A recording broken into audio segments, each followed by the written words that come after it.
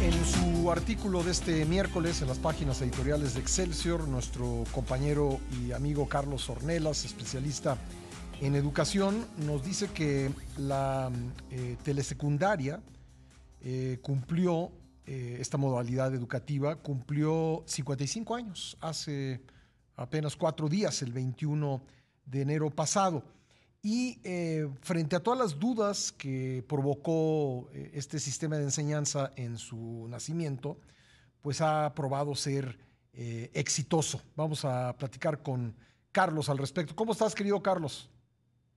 Hola, estimado Pascal. Muy bien, muchas gracias. Muy amable. Saludos al auditorio. Oye, ¿cuántas escuelas y cuántos alumnos toman clases de esta manera?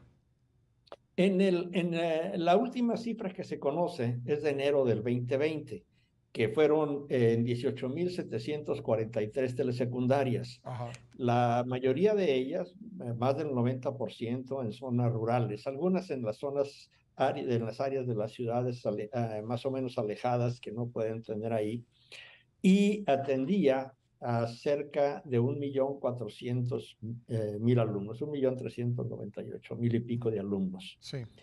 en ese momento. No tenemos las cifras de la deserción, no hay, no se, la SEP no ha hecho esa tarea, la critica hoy el INCO por estas cuestiones. El punto es que había mucho escepticismo cuando en 1960, desde el 67, cuando Álvaro Gálvez y Fuentes y González Camarena, el innovador, estaban promoviendo esta modalidad, había ciertos debates, había oposición, no muy abierta porque era un proyecto del gobierno y era el régimen autoritario, la prensa estaba controlada, pero sí había ciertos debates y había mucho escepticismo de que no iba a funcionar. Y en efecto, los primeros años fueron muy difíciles, los maestros no se acostumbraban, los monitores en las escuelas no se acostumbraban a escuchar por 10, 12 o 15 minutos los programas que estaban dictados por otro profesor frente a la cámara de televisión y luego ellos hacer la tarea. También que para ser maestros de secundaria tenían que tener cierto dominio de todas las materias. En primaria sí es un maestro para un grupo, en secundaria es que tú tienes un maestro de geografía, otro de historia, otro de matemáticas, otro de lenguaje, y siempre es una variedad. Y ahí no, era un solo maestro monitor además, con poca capacitación al principio, pero después eso mejoró y evolucionó favorablemente. Si bien es cierto en las evaluaciones que hizo el INE, del Planea ya no recuerdo cómo se llama, Enlace, las telesecundarias en secundaria eran las evaluadas más abajo en los exámenes estandarizados, no medían otras cosas. O sea, Ujú. por ejemplo, la posibilidad de que estos niños, si no tenían la telesecundaria, no podían tener otra cosa. Aunque sí lo analizaban, el INE hacía un análisis más o menos global, Ujú. lo veía también con simpatía y daba sugerencias muy claras sobre cómo pudieran mejorar. Una de ellas es mayor capacitación para los docentes Ujú. y lo que nos enseñó también el INE, perdón, es el del Instituto Nacional para la Evaluación de la Educación, es que muchos de los maestros de telesecundaria en realidad están mejor preparados que los maestros de la secundaria regular, Ujú. porque lo mismo dan clases de matemáticas que de lenguaje, Claro. que de historia, de arte, y utilizan mucho las cuestiones locales. Por ejemplo, eh, las escuelitas, las aulas son chiquitas, Ujú. pero hay algunas que están hospedadas y tienen cierta cancha, ¿Son o las unigrupo? ¿Son, digamos, comunidades. para alumnos de diferentes edades, las telesecundarias? No, es más o menos para los alumnos de las mismas edades, O sea, excepto en hay zonas. tres grupos, o tres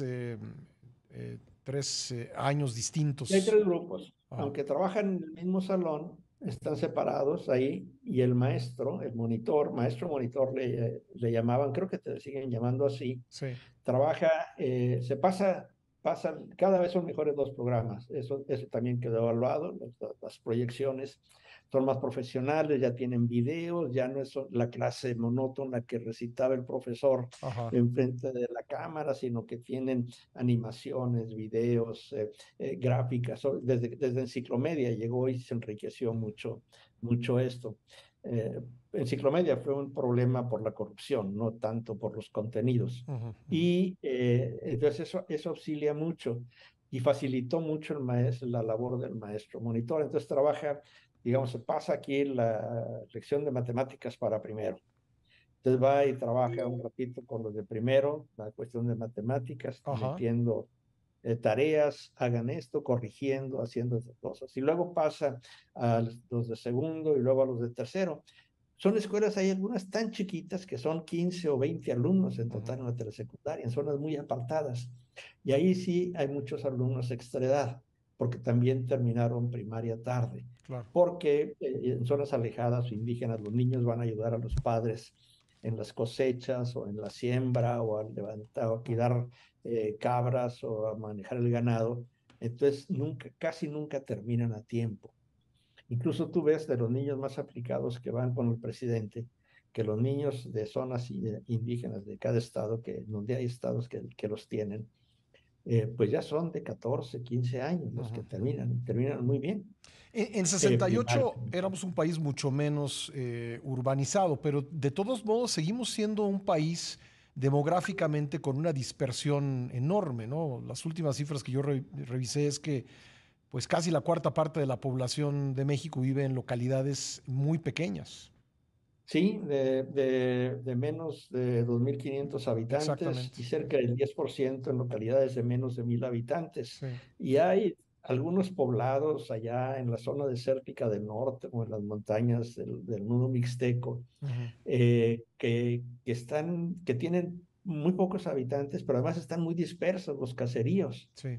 y la escuelita tienen que ir, para la escuelita de la secundaria y tienen que caminar. Allá en el Bolsón de Mapimí, una vez que pasé por ahí, vi un pueblito y había como 15 casas, pero a 300, 400 metros unas de otras, y las de la secundaria estaba en la pequeña placita, Ujú. pero pues había como 35 alumnos en edad escolar. Sí. En telesecundaria, en primaria había más, pero también era igual que Entonces, ¿te parece, perdón que te interrumpa, Carlos, te parece exitoso el modelo? Ha probado 55 años después su éxito.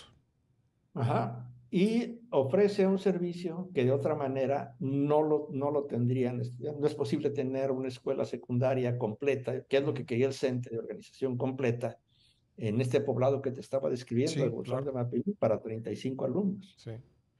Pues muy interesante tu artículo.